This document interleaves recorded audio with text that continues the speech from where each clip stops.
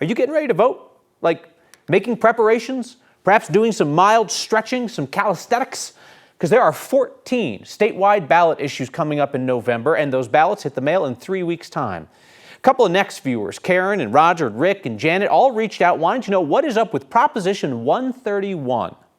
Tonight, politics guy Marshall Zellinger explains how 131 would seriously change Colorado's elections. Shall there be a change, creating new election processes? That's the start of Proposition 131, the ballot issue that would do away with primaries as we know them, creating all-candidate primaries. And it would change general elections in November to ranked choice voting for elections involving members of Congress and state offices like governor and state representative. All of that is in the Prop 131? Yeah. We have heard from several viewers, like Denver voter Janet Maddox, seeking an explanation of Proposition 131.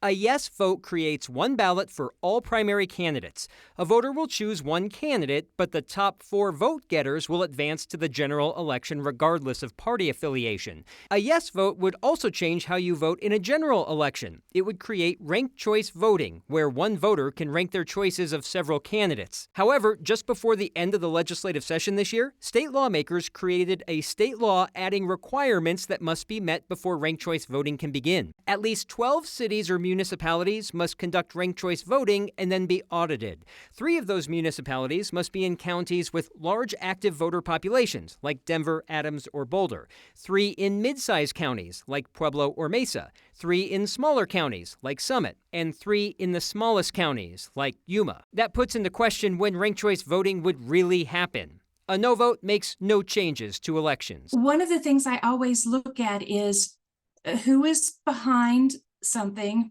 who's paying for it, and who is it going to benefit the most. Janet Kent Thiry, the former CEO of DaVita, is behind this, and he's given $1.4 million to Colorado Voters First, the group created to campaign in favor of Prop 131.